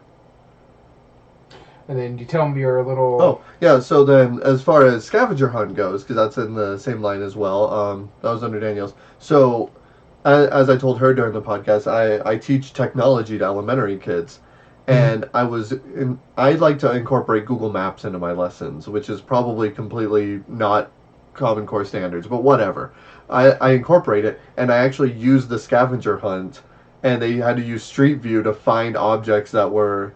were of that category. So, and then I would give a bonus point to whoever could guess the animal after I give them the 3 clues afterwards. So, that's cool. Yeah, and my students absolutely adored it, and I keep that permanently at my school now just because of that reason. So that's awesome. Yeah, educators, that's a market right there. It is, and it's something we have talked about.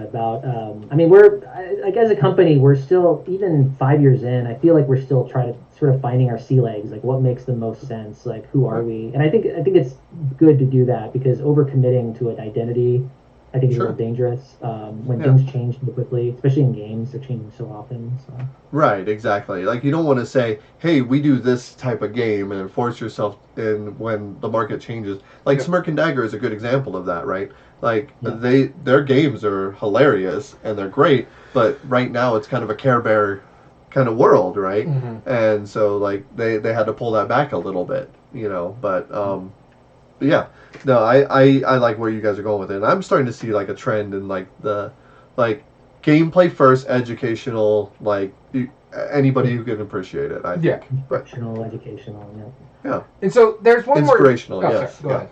Oh. There's one more thing that we saw that was tagged under Underdog Games, but it's an older game. Are you guys reprinting this game, or is it a mistake on BGG? Oh, what is it? Coconuts. Coconuts. Oh yeah, we did. So yeah, what was that 2020? Well, it only has the 2013 tag under your name. The original production, yeah. Gotcha. Oh, so what happened? What happened? That was a weird one. I don't know if you guys have ever played Coconuts. Oh, I love that game. It's so good. It's so good. This is again talking kind of in the vein of talking about like figuring out our identity, and that's the most outside our wheelhouse of any game we've made. But basically, what happened is the company that had the license, the American, because it's a game that was originated in Korea originally. Korea Board Games made it. The American company that had it for years, I guess, just stopped paying royalties or something along those lines. There was basically bad blood between that company and the Korea Board Games. So Korea just said, like, no more. You don't get to have that game anymore. Oh, wow. And just through happenstance, we found out that if the license was up in the air and that we could publish it. So we just kind of made a snap decision. We're like, let's publish it. Let's try it. Let's see how it goes. Especially being an Amazon company, we're like, man, can you think of a game that has a better, an easier, like, a game that sells itself faster than little monkeys that are also catapults that are shooting little coconuts into. So yeah, so we around 2020 we did our version of it, our licensed version of it for the U.S. Sold it for a couple years, and actually only recently. So if any publishers are listening, run. Only recently had to stop the license because while we liked the game a lot, it was very expensive to make, as you can assume just by looking at the pieces. And it was harder to sell than we thought. Like it was one of those. It was slightly underperforming, and it was a little too expensive for what it was worth. And there was also this impossible decision to make, which I've since seen other like localized versions of the game. They've made the decision, which is when you play the game, everyone gets a monkey. So when you buy it, like 4 people get monkeys. Yeah. That's why it's so expensive. Yeah. The obvious fix for that is you only get 1 monkey, and you got to pass it around the table. Yeah. It's a lot more cost effective to do that, but it's also a lot less fun. So we ultimately just decided, maybe this isn't right. It doesn't really fit our identity as it is right now. And since it's underperforming, we decided to stop publishing that one. Once we ran out of copies, we just didn't redo the license for that. Sure. Yeah. No, we just saw it on there, and we were both a little bit confused by it because we do enjoy that game a lot. Yeah. Yeah, no, there's probably a couple thousand Underdog Games versions of them out there. I think it's a superior version too. I think it's better quality pieces and a slightly bigger box, and it's nice. You'll know it by the green coconuts. We have green coconuts in ours compared to the brown coconuts in the other one. As opposed to the milk duds, huh? As opposed to the milk duds that look very edible. We thought, maybe slightly less. So obviously this leads us to the next question. Of course, if you can't talk about any of this, feel free to abstain, but what's next, like either for you as a designer or for Underdog? So me as a designer, so one thing I'm very happy to announce is Trekking the National Parks this summer is going to be in Target. It's we got into Target, we did it. It's the graduation every game designer hopes for. Not only is it in Target, its 3rd edition is going to be in Target. 3rd edition, it's mostly graphical updates. Like, it's prettier than it's ever been. The photos are better than it's ever been. But I also took the chance jumping to 3rd edition to, like, tighten some bolts. Like, I didn't really want to change the game too much from what it originally was, because it was like, this is the game I made for my parents. I want it to be that game still. So at its core, it's still that. But, I've been able to tighten up some things I think that could be better since then. And yeah, that's coming out this summer. It also is going to have a solo mode in it that you can play if you want. You actually get to play as the bear, and you're chasing around the hikers on the map when you play solo mode. Mm-hmm. That's going to come with the game. So that was kind of late last year, early this year. I've also been working on an expansion for Trekking the National Parks. It's something that our company almost never does is expansions or think that way, but sure. Had a cool idea for what could be done for Trekking the National Parks, and so I'm working on that right now, which maybe will be this year. I don't know. That one, I hope so. I think it's very doable, but we got a lot that we're juggling right now, so not sure. But the big thing that's coming up very soon here, and we're doing a Kickstarter, it's going to be on July 11th, is we're doing a 2nd edition of Trekking the World. And this is a very different edition than the first one.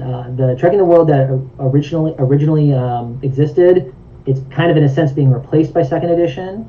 And if you like trekking through history, you will very much like Trekking the World 2nd edition, because it took sort of the core system that we discovered worked really well with trekking through history, which is what do you do in your turn?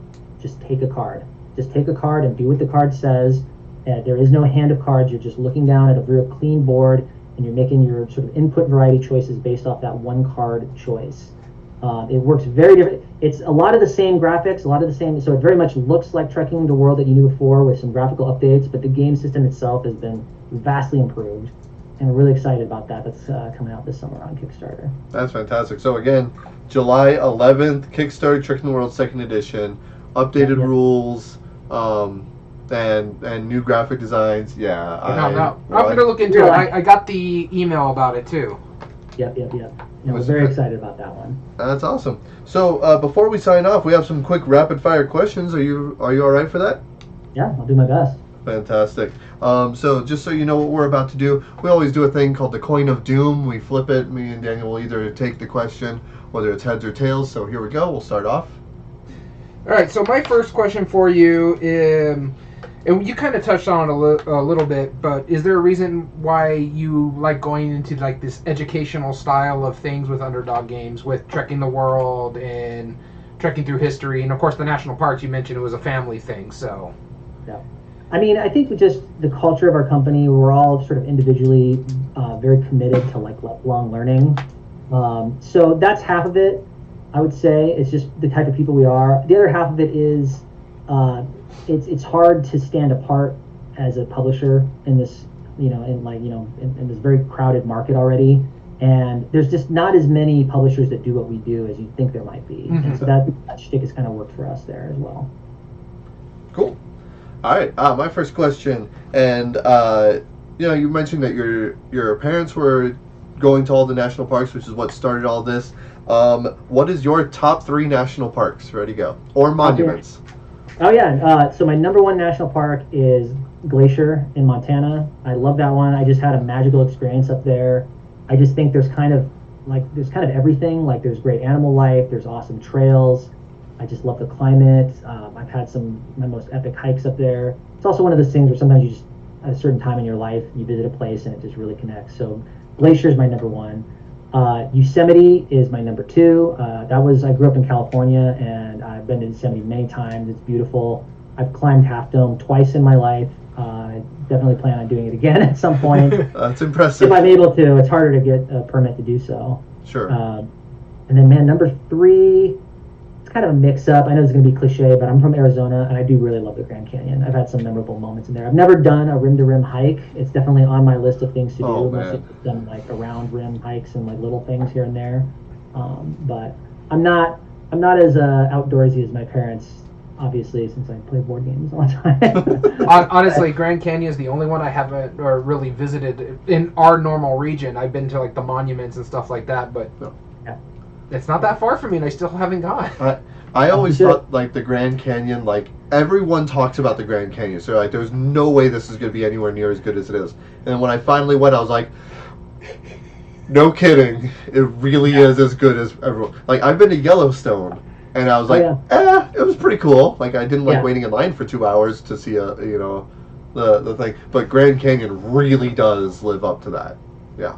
Like I liked Yellowstone. Like you think, oh, Yellowstone behind that list. It was fine, but just what you said. There was crowds. Things were pretty far apart. It was less accessible. I actually enjoyed. Grand Tetons.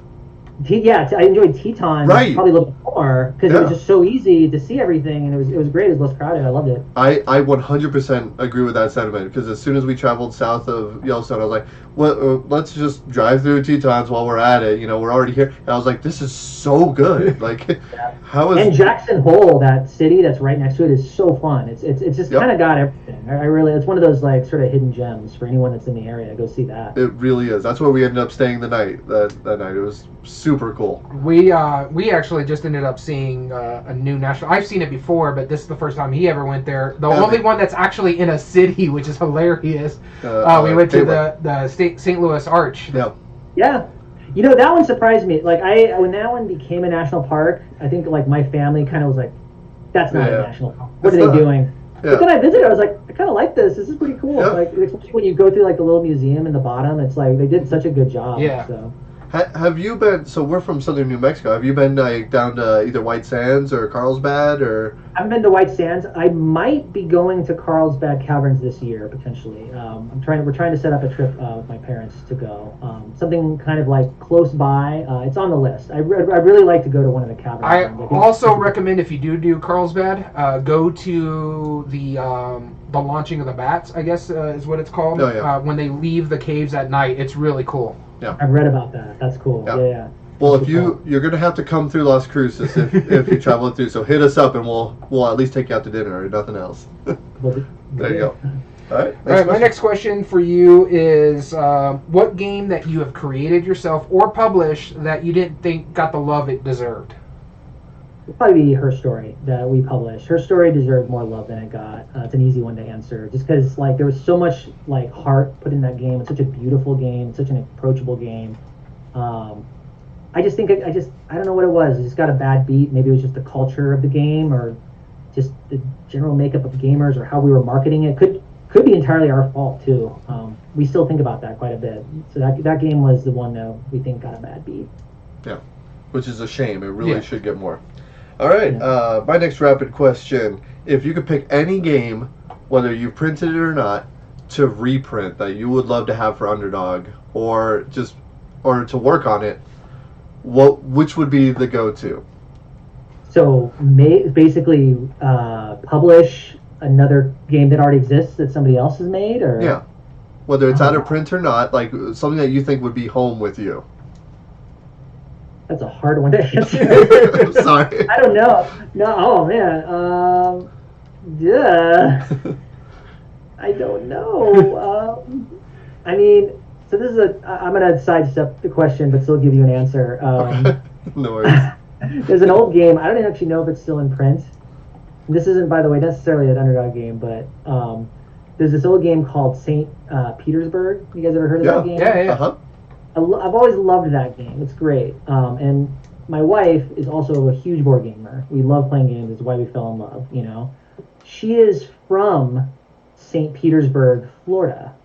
Oh, okay. I was about to say. We had an idea, like what if we were to bring this game back and we model it over that city? And it was just St. Petersburg, Florida. It's kind of a quirky city, but it'd be the same mechanics, except, you know, like the mayor would look like the mayor of St. Petersburg, you know, all the various parts of the city. So, I don't know, that's my easy go-to answer. That since we like the game, it's probably out of print, it'd be fun to do that. I think that's hilarious. I 100% would back that if you somehow found a way to do it. Right? Like, yeah, how would that ever exist, though? Yeah, that would be amazing, though. That's such a fun idea, though. St. Petersburg, Florida. All right, so my final rapid fire question is, and it goes kind of along what he was talking about, but what is your favorite designer to take innovations or interests that, you know, clicks in your brain like, oh, maybe I can do something like this? And this is such I don't care how go-to this answer is. This just shows how much of a genius he is Reiner Knizia. Reiner Knizia, he's just, everything he does is perfect. It's just always so good. It's just always is so fun. It's always so approachable. I mean, to me, that's like, if I can get to a Reiner level game, I'll know like I achieved something. Lately, my friend group has been playing, and I'm gonna go on a rant for a second because I feel like the gamer community is a little spoiled at this point, to the point where they don't even realize how good they have it with Reiner games. There was this game that came out, I think, just a couple years ago called Mille Fiori. So good! It's so good. It's actually my favorite Knizia game. Yeah. Well deserved. Well deserved. Yeah. Have you played it with the expansion by chance? No, I have not yet. I have it pre-ordered with Devere. Me too. Yeah, Yeah. no, I can't wait. It's just so fun. Like, and I just think his designs, they just have this magical quality where, you know, you feel like you're in the game always, but they're so approachable, and like they just that's all I want. I know it's a common answer probably a lot of people give, but it's my answer as well. I think you're the first one to bring that up. Yeah. Really? Out of that question, yeah. I mean, I 100% agree with that. Like, if somebody compares anything I've designed to a Knizia game, I'm floating for days, right? Yeah. It's like that comparison alone. I mean, there's another game that came out around the same time as Mille Fiori, that I'm a huge fan of too, and I'm struggling to remember what it is. It's a tower defense game. Oh, Siege of Rundar. Siege of Rundar. Yeah. That really one good. flew super under the radar. Go check it out. It's totally unlike everything he's done, and it's like everything he's done at the same time. It's a tower defense, combative, like engine building, co-op deck building, bizarre idea, and it works, and it's brilliant. And my last final question, and I think you're going to be surprised by the research we did here. So you were in a documentary a number of years ago called Game Master. Yes. Yeah. Looking back on that now, if you could tell Charlie from 4 years ago when that was released, what would you tell him? What would I tell him, like, pre-filming it or Sure. just Or during filming? I don't know. I don't know what I would tell that guy. I know it's a disappointing answer, but like, I mean, it was early. The thing about that is that documentary was made over years. So Right. like some of those scenes between where you see me talking in one scene and scene another, years have passed. Wow. Quick little story that I think might be interesting is I was at a teeny little convention called I think it was called KublaCon in yep. California. I'd been given like I mean this was probably back in like 2016 or 17. I'd been given like someone at the con was like liked me and gave me a free little table to sell at. I sold 3 games over the course of the weekend, and then this just random guy walked up and was like, "Hey, game about national parks. That's cool. Do you want to be in a documentary?" And I looked at this guy and and I was like, "It's like this got to be like a college kid or something that's just doing something random, you know?" And I was like, "Sure, why not?" And he's like, "All right, we'll be in touch." And then, to my surprise, you know, like a year later, a huge camera crew shows up at my house. I'm like, "Whoa!" You know, and I didn't realize I didn't realize they had like done like award-winning documentaries before. So I kind of just sort of fell into it. I don't know what I would tell that guy. Good job, you know, give more access because I was kind of guarded. Maybe that's what I would tell him was like, be more open with them because I didn't know them or completely trust them at the time, so I wasn't sure how much to say or not to say. But going back, I probably would have been maybe a little more open with them and met with them more if I could have. But I was very happy with how it turned out. I was very happy with how it worked out. Yeah. I think it's a great documentary. I know you haven't seen it yet. I haven't seen it yet. It's good. Yeah. It's a great mix of like not just talking about the industry, but also talking about like as a designer, like stories that you go through, you know, in your like parts of your career. So it was great. That's awesome. Cool. Well, then we're going to wrap this up. Real quick before we do our sign off, stick around with us for right after, and we'll talk right after. But before we do so, where can people find your stuff? Underdoggames.com, our Facebook page, Underdog Games. We also have a group, the Trenton National Parks Facebook group is for people who just love the national parks. It's a huge group. It's not even really about games. It's just about, visiting parks and sharing stories and whatnot. I think it's at almost 100,000 people now. Yeah, that's mostly, I'm not really big into social media, so you're not going to find me on those kind of things as much. I'm sort of a solitary guy there, but yeah. We only do it to help the podcast, in all honesty. I hear that. You gotta. Yeah. This was the first time we've ever installed Instagram, and it's like, I guess we'll start taking pictures and selfies and weird stuff. I don't know. Yeah, I hear you. But speaking of social media, all right, we're gonna give our send off real quick, so stick around with us. Sure. If you ever want to contact us directly at Everyday Board Games, you can email us at everydayboardgames2020@gmail.com, whether that's to just say hello, enter in future contests, or to give us ideas for future episodes. We also have an Instagram page, as we talked about begrudgingly a moment ago, instagram.com/everydayboardgames. All video re-uploads are found on YouTube under youtube.com/@everydayboardgames. And if you like what we do, there are 3 things you can do to help us grow on the platform. Subscribe if you're not. Like the video, and comment down below and tell us your thoughts on the subject. We stream our episodes live at twitch.tv/everydayboardgames. Come join in. We love talking with commentary during our episodes, just like our friends Creative Chaos and anybody else who joined us this evening. As well as all audio versions can be found on most podcast platforms under Everyday Board Games Podcast. This includes Spotify, Google, Amazon Music, Podbean, and Apple. So we want to thank you so much for tuning in. As always, I've been your host, Daniel. And I've been your host, Daniel. And a special thanks to Charlie Bink for joining us on today's episode. Thanks for having me, guys. Yeah. So we want to thank you for listening to Everyday Board Games. And remember, every day is a good day for board gaming.